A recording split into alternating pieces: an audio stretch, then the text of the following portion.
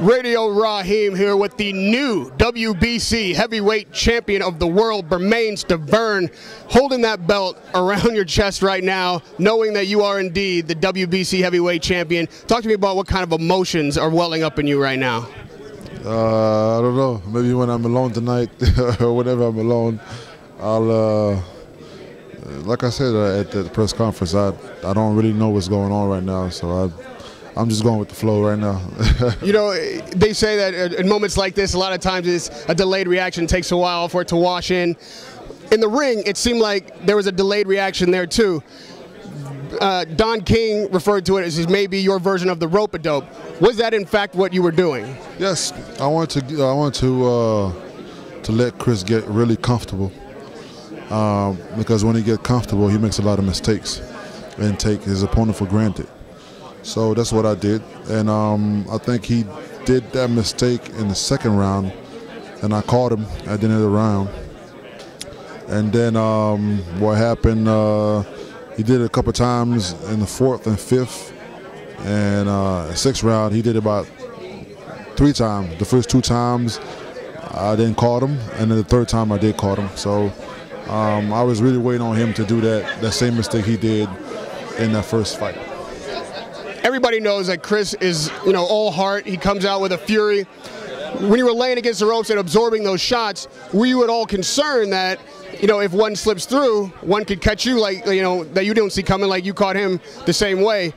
Was that concern, prevalent in your mind, or did you feel like you could absorb any shot that he threw? No, I had my hands up, and the only thing he could have punched was my hands. I kept my hand real tight, let him punch me, and I knew what was coming, so I really want him to be comfortable and think that I was in danger some type of way. I was in danger, and I was able to prevail my plan, and it worked. How much of this emotion in there was real? It seemed like obviously the pre-fight press conference and the weigh-in, you guys were jawing at each other. It was hype. You guys were in there talking to each other. What were you saying to him during the fight, and how much was the emotion real, or was that also part of your game plan? No, the emotion was real. Actually, I don't even remember when I started talking at the press conference. It just came out. It just came out on itself. So, and then at the fight, I don't remember what I said. It was a bit of shit talking, but excuse me. But no, I was just talking to him, and I don't remember what I said to him. You said that you're proud that you're bringing Don King back to the top. Now that you're at the top and hopefully going to unify these titles, or attempt to. How much strategy do you and Don King sit down and talk about as far as how you're going to reign as WBC champion, and how important is it to you in your conversation with Don King to unify or make an attempt to unify these heavyweight titles? Well, we haven't sat down and talk about it yet, so I can't comment on the issue right now, on the matter right now. So I guess the next few weeks or month, I'll be able to comment. You say that you watch tape on Chris for months and months. That's all you do. You eat and live, breathe, boxing, and watch tapes, nothing else. Have you been watching tapes on anybody else? No, I don't. I only watch tapes on my opponents. And I guess it's the same strategy for whoever is next. And like I said, when I do my homework and when I watch and study, that's what I do. I mean, it seemed a little bit surprising here at the press conference that when the Deontay Wilder question was brought up, it seemed like Don kind of, sidestepped it, avoided the direct answer, where we all believe that he's the mandatory, and we thought the mandatory was who you're going to fight next. Is that somehow in question? Do you not know for sure that Deontay Wilder is next on the list? I don't really care about who is next. I don't think. First of all, I don't think that Deontay Wilder is any threat or something. But whoever's next, then that's what we'll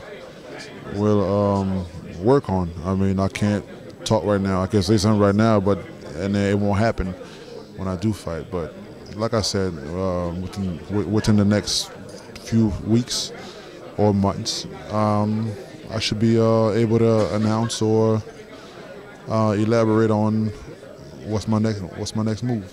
And lastly, you know, there weren't a lot of Haitians in the building tonight, but there's a lot of them around the world. A lot of them were cheering you on and watching, and they'll be watching the replay when they get it. Talk to them briefly and let them know, you know, how it feels for you and what you intend to represent for them as heavyweight champion of the world.